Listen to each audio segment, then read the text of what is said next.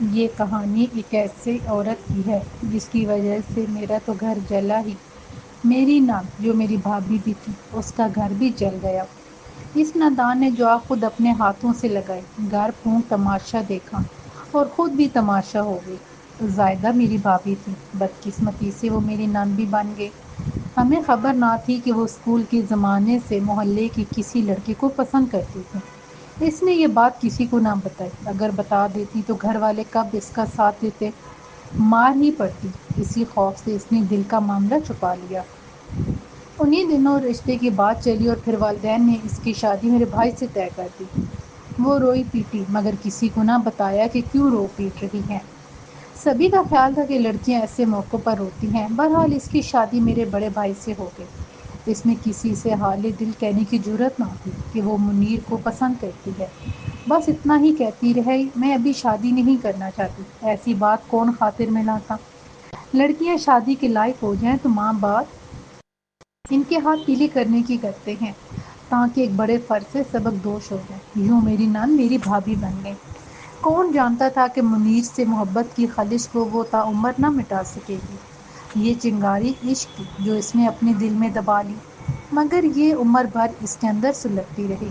یوں روتے سسکتے اپنے دل پر جبر کے پیرے بٹھائے میرے بھائی کے ساتھ گزارا کرتی رہی اور سلیم بھائی کی شریک حیات کہلاتے 16-17 برس گزار دیے۔ اس دوران اس کے 4 بچے بھی ہو گئے۔ میں بہن بھائیوں میں سب سے چھوٹی تھی، باقی تمام شادی شدہ تھے۔ ایک میں ہی غیر شادی شدہ رہ گئی تھی۔ میری شادی گھر والوں نے بھابھی زائدہ کے چھوٹے بھائی سے کروا دی۔ وہ میری نان تھی تو میں اس کی نان، اس کی بھابھی بھی بن گئی۔ میرے شوہر ریاض اور دیور فیضان دونوں کویت میں تھے۔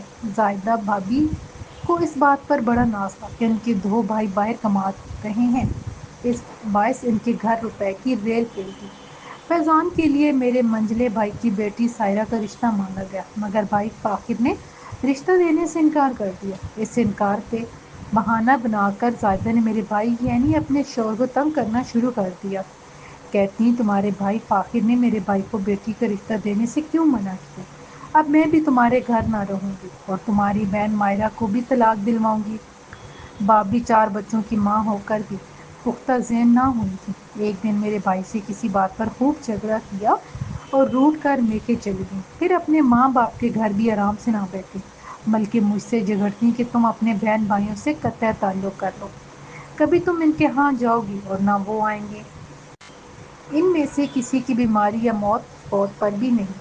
میں نے سمجھایا بھابھی تمہاری میاں بیوی کی لڑائی ہے، اس معاملے میں ہم کو مت گھسیٹو، ہمارا کیا قصور؟ تم میرا گھر کیوں برباد کرتی ہو؟ یہ میاں بیوی کا معاملہ نہیں، تمہارے بھائیوں کا معاملہ ہے۔ انہوں نے ہمیں رشتہ کیوں نہیں دیا؟ وہ باضد رہیں۔ تبھی میں نے کہا تمہارے ایک بھائی کو تو رشتہ دیا ہے اور میں تمہاری بھابھی بن گئی ہوں۔ اب اگر منجلے بھیا اپنی لڑکی تمہارے خاندان میں نہیں بیانا چاہتے تو اس میں ناراض ہونے والی کیا بات ہے؟ وہ میری بات کیا سمجھتی؟ کچھ دن میکے رہی اور مجھے تنگ کرتی رہی۔ آخر بڑی دقتوں سے بھائی ان کو منا کر گھر واپس لے گئے۔ یہ شادی میرے بھائی کی غلطی تھی، کیونکہ زائدہ نے تو ان کا گھر نہ بسانے کی ٹھان لی تھی۔ جب دیکھا روٹھتی ہیں، پریشان ہوتے ہیں اور ترلے منتیں کر کے منانے کے لیے لے جاتے ہیں۔ تب انہوں نے شوہر کو دبا کر کہہ دیا کہ تم مجھے زبردستی نہ رکھ سکو گے۔ بہت عرصہ رہ لی میں اپنے دل کو مار کر، کتنا جبر کروں خود پر۔ بچے بڑے ہو گئے ہیں، طلاق لوں گی میں اب تم سے۔ تم طلاق لے لو گی تو میری بہن کا کیا ہوگا جس کو تم نے اپنے بھائی سے بیاہ کیا تھا؟ اس کو بھی طلاق کرواؤ گی؟ تم فکر نہ کرو، آ جائے گی واپس تمہارے گھر میں۔ خدا کا خوف کرو زائدہ، ہماری شادی کو 17 سال ہونے والے ہیں۔ تم کوئی اداکارہ تو نہیں ہو کہ بڑھاپے میں طلاق لے کر اور دوسری شادی کر کے بھی تمہاری ویلیو کم نہ ہوگی۔ تم ایک دوسرے معاشرے میں رہتی ہو، جوان بچوں کی ماں اور ایک شریف گھرانے کی بہو ہو، پھر تم کو ہم نے پھولوں کی طرح رکھا ہے، تمہارا ہر طرح سے خیال کیا ہے، ہر بات مانی ہے، کبھی تم کو ذہنی اذیت نہ دی، کبھی جھگڑا نہیں کیا۔ ایک مرتبے سے اس گھر میں رہتی ہو، میرے جوان سال 4 بچوں کی ماں ہو، ہم نے اب ان کی شادیاں کرنی ہیں اور تم ایسی اونٹ پٹانگ باتیں سوچ رہی ہو۔ طلاق لینے کا کوئی ٹھوس جواز، کوئی وجہ ہوتی ہے اور تم محض اس وجہ سے اپنا گھر برباد کر رہی ہو کہ میرا بھائی تمہارے بھائی سے اپنی بیٹی نہیں بیانا چاہتا۔ ان کی عمروں میں خاصا فرق ہے، وہ کیوں ایک بڑی عمر کی شخص کو اپنی 9 عمر بیٹی. تمہارا دماغ تو اپنی جگہ پر ہے یا نہیں؟ بتاؤ تو آخر طلاق لینے کی وجہ کیا ہے؟ ہر وقت طلاق کی وجہ پوچھتے رہتے ہو. ہوتی ہے کوئی وجہ. انسان کے دل کے اندر بھی ایک دنیا ہوتی ہے. تمہاری دنیا کو میرے دل نے قبول نہیں کیا. میرا دل بھر گیا ہے تم سے، تمہارے گھر اور تمہارے گھر کی ذمہ داریوں سے. تم طلاق لے کر اپنا گھر تو برباد کرو گی، ناحق میری بہن کا گھر بھی برباد کرو گی. میرے والدین اور بھائی بہن کیوں چاہیں گے ان کی بیٹی وہاں بیٹھی رہے اور ہمارا گھر اجاڑ کر چلی جاؤ؟ کیا میں ان کو سمجھا پاؤں گا؟ زائدہ خود پر اور اپنے بچوں پر رحم نہیں کر سکتی تو کم از کم میری بہن اور اس کے معصوم بچوں پر تو رحم کرو. وہ تمہارے بھتیجے ہیں. میں کچھ نہیں جانتی. اپنے دلائل، اپنا فلسفہ اپنے پاس رکھو. مجھے کسی بارے کچھ نہیں سوچنا. مجھے تو بس طلاق چاہیے. لے لو طلاق، مگر یہ تو سوچو کہ بڑھاپے میں تم کو کون سنبھالے گا. آنے والے وقت کے بارے سوچ لو. اس کی تم کو کیا فکر ہے؟ میرا جی اُب گیا ہے تم سے اور تمہارے گھر والوں سے. میں اب آزادی کا سانس لینا چاہتی ہوں. کیا تم یہاں اسیر ہو، گرفتاری کی زندگی بسر کر رہی ہو؟ ہاں ہاں ہاں، بابی زائدہ نے کہا. اب اگر اور تم نے مجھ سے بحث کی تو میں اپنا سر پھوڑ لوں گی. میں نہیں سمجھا سکتی وہ اذیت. بغیر اپنی مرضی کے یہاں رہ کر میری زندگی بسر کی ہے، اب نہیں کر سکتی. یہ بات تو سمجھ میں آنے والی تھی کہ انسان جبر سے زندگی کو خوشی کے ساتھ بسر نہیں کر سکتا، مگر یہ بات ہرگز سمجھ میں آنے والی نہیں تھی کہ اچانک بڑھاپے میں عشق کا مرض پھر سے جاگ جائے تو انسان بلکہ عورت 4 بچوں کی ماں بھی ایسے دیوانے پن کا شکار ہو سکتی ہے. یہ پہلو تو کسی پر آیا ہی نہیں تھا، ورنہ ہمیں ان کو سمجھانے میں اتنی دقت نہ ہوتی. زائدہ بھابی نے اپنے شوہر سے بہانگ دل کہہ دیا کہ تم مجھے اتنا بے قیمت نہ سمجھو. میرے سنبھالنے والے اور میری قدر کرنے والے اب بھی ہیں. رشتہ دار لاکھ قدر کرنے والے ہوں، مگر جس طرح شوہر بڑھاپے میں بیوی پر سایہ فگن رہتا ہے، ایسے کوئی نہیں سنبھال سکتا. شوہر کی بات کرتے ہو تو میں دوسرا شوہر بھی کر کے دکھاؤں گی تم کو. بھائی نے زائدہ کی ان باتوں کو مجذوب کی بڑا سمجھا، مگر اس نے اپنی سی کر دکھائی. جب طلاق کا مطالبہ پورا نہ کروا سکی تو ایک دن اس نے خاوند کو مٹھائی میں پارا ملا کر کھلا دیا، جس سے ان کے ہاتھ پاؤں سن ہو گئے. انہوں نے کام کرنا چھوڑ دیا اور اپاہج ہو کر چارپائی پر پڑ گئے. اب ہر وقت شوہر کو طعنے دیتی کہ تم تو لولے لنگڑے ہو، بوڑھے اور بیکار انسان ہو، جبکہ میں بھی جوان ہوں، مجھ میں دم کم ہے اور مجھے سنبھالنے والے بھی ہیں. لیکن میں اگر تم کو چھوڑ کر چلی گئی تو تم کو اس حال میں کون رشتہ دے گا؟ اب میرے بھائی لاچار چارپائی پر پڑے تھے. بیوی کی زبان درازی کو سوائے نظر انداز کرنے کے کیا چارہ رہ گیا تھا؟ تاہم ان کو تو کیا، ہم کو بھی یہ گمان تک نہ تھا کہ کون عورت 4 بچے چھوڑ کر اس عمر میں دوسری شادی کر سکتی ہے، جبکہ ان کی بیٹی اب 17 برس کی جوان ہو چکی تھی.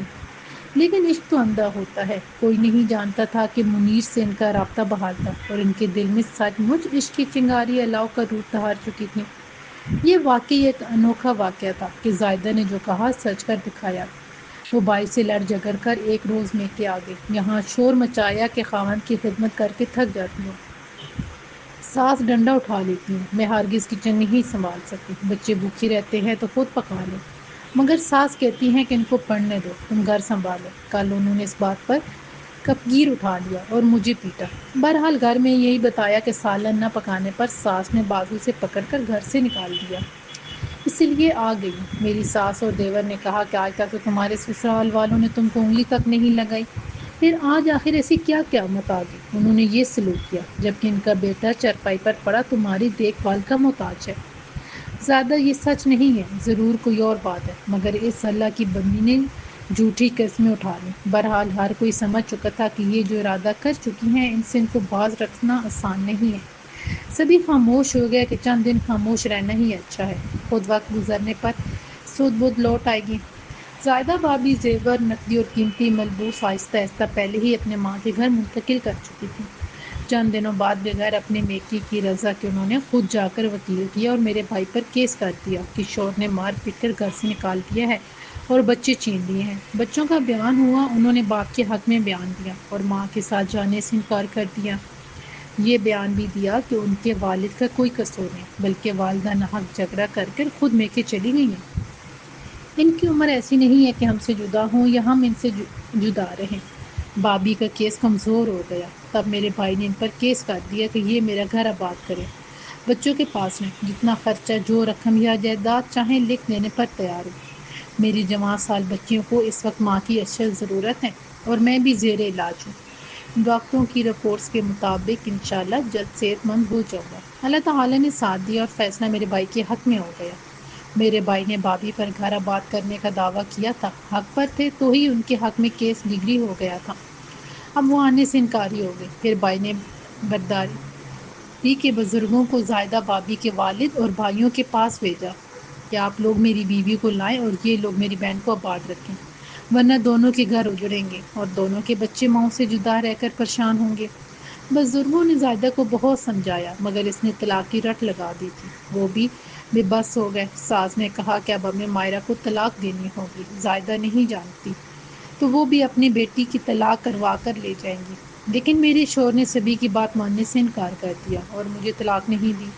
میرے خاوند کی دانش مندی سے میرا گھر بچ گیا، تاہم زائدہ نے اتنا ضد کیا کہ میرے بھائی کو نہ چاہتے ہوئے بھی اس کا مطالبہ ماننا پڑا۔ انہوں نے بیوی کو طلاق دے دی، البتہ یہ شرط رکھ دی کہ مائرہ کا خاوند اس سے زائدہ کے ساتھ نہیں رکھے گا بلکہ میری بہن کو علیحدہ گھر لے کر دے گا۔ میرے شوہر نے یہ شرط مان لی۔ وہ ہر صورت اپنے گھر کو بچانا چاہ رہے تھے کیونکہ میں بے قصور تھی۔ زائدہ طلاق لے کر خوش تھی۔ اس نے منیر سے رابطہ کیا کہ تمہارے کہنے سے میں نے اکیلی ہی جھگڑے کا سمندر تیر کر پار کیا ہے، تیری خاطر گھر بار اور بچے بھی چھوڑے ہیں، اب نکاح کرنے کو ہم آزاد ہیں تاکہ بقیہ زندگی ایک ساتھ بسر کر سکیں۔ وہ شخص جو ہمیشہ اس کو طلاق لینے پر اکساتا رہا تھا، خود کو اس کے بغیر زندہ لاش کہتا تھا، شادی کر کے زائدہ کو اپنانے کے لیے تڑپ رکھتا تھا، کہتا تھا کہ ایک بار طلاق لے لو، میں تم کو ساری دنیا کی سیر کراؤں گا، تمام جہان کی خوشیاں تیری جھولی میں ڈالوں گا۔ جب بے وقوف زائدہ نے زمانے سے ٹکر لے کر اس کو یہ خوشخبری سنا دی کہ لو اب میں آزاد ہوں، آؤ اپنی وہ جنت بسائیں جس کے تم آرزومند تھے، خود بھی تڑپتے تھے، مجھے بھی تڑپاتے تھے، تو وہ جھوٹا عاشق نامراد پیچھے ہٹ گیا۔ اب اس کو اپنی بیوی اور جوان بچے نظر آنے لگے۔ اس کی بیوی کو بھی پتہ چل گیا کہ منیر اپنی پرانی محبوبہ زائدہ سے نکاح ثانی کرنے چلا ہے۔ اس نے بھائیوں کو اکٹھا کیا اور منیر کو رسمیوں سے باندھ کر گھر میں بٹھا لیا۔ جوان لڑکوں نے باپ پر لان تان کی اور ایک خط زائدہ کے نام لکھوایا کہ میں تم سے شادی سے مجبور ہوں، میرے بچے جوان ہیں، وہ آڑے آ گئے ہیں اس عمر میں، جبکہ ہم 50 برس کے ہو چکے ہیں اور بڑھاپا سر پر ہے، ہم خوشیوں کی نئی دنیا آباد نہیں کر سکتے، ہو سکے تو تم واپس اپنے بچوں کی طرف لوٹ جاؤ اور مجھے معاف کر دو، میں بہت مجبور ہوں۔ جب یہ خط زائدہ کو ملا اور اس پر جیسے برف کا تودہ گر پڑا، وہ جہاں بیٹھی تھی وہیں بیٹھی رہ گئی۔ خط اس کی مٹھی سے گر گیا۔ میں نے دوڑ کر خط اٹھا لیا کیونکہ وہ تو حواس کھو چکی تھی۔ اس کو کمرے میں جا لٹایا، نیند کی گولی زبردستی کھلا دی تاکہ یہ سو جائے اور اس کی دماغ کی رگی نہ پھٹ جائے۔ ایک دن ایک رات وہ سوتی رہی، مگر کب تک؟ آخر اس نے نیند سے جاگنا ہی تھا۔ جب جاگی تو 14 طبق روشن تھے، اب ادھر کی رہی نہ ادھر کی۔ جس یقین پر اس نے اتنی بڑی جنگ لڑی تھی، وہ یقین منیر کے خط ملتے ہی لٹ گیا تھا۔ برسوں سے طلاق لینے پر اکسانے والا عین میدان میں چھوڑ دے گا، وہ یہ سوچ بھی نہ سکتی تھی، مگر اس کی مراد پوری نہ ہو سکی اور وہ درمیان میں لٹک گئی۔ اس وقت اگر میں اسے سہارا نہ دیتی، یقیناً یا تو وہ خودکشی کر لیتی یا اس کا ہارٹ فیل ہو جاتا، لیکن وہ میرے بھائی کی بچوں کی ماں تھی، میں اسے بے سہارا نہ چھوڑ سکتی تھی۔ میں نے اس کے راز کو راز رکھا اور اس پر ہمیشہ کے لیے اپنی خاموشی کا پردہ ڈال دیا، اپنے شوہر اور اپنے بھائی دونوں کی عزت کو سنبھالا۔ بھابھی کے راز کو اچھالنا نہ چاہتی تھی بلکہ ان کو رسوائی سے بچانا چاہتی تھی۔ مجھے اپنے بوڑھے ساس سسر کے بڑھاپے کا بھی پاس تھا اور اپنے بھائی کے 4 بچوں کا بھی خیال تھا۔ جس نام کی خاطر میں بوڑھے ساس سسر سے الگ ہوئی تھی، اس کی خاطر پھر سے اپنے سسرال میں واپس آ گئی کیونکہ میں نے زائدہ کی لڑکیوں کی شادی میں بھی بھائی کی مدد کرنی تھی۔ اب وہ جزوی طور پر ٹھیک ہو چکے تھے، اگرچہ پوری طرح اب بھی ٹھیک نہ ہوئے تھے۔ ان کے گردے بری طرح متاثر ہو گئے تھے۔ میں نے کوشش کر کے زائدہ کی پلوٹی کی بیٹی شمع کو رشتہ داروں میں اچھی جگہ شادی کروا دی۔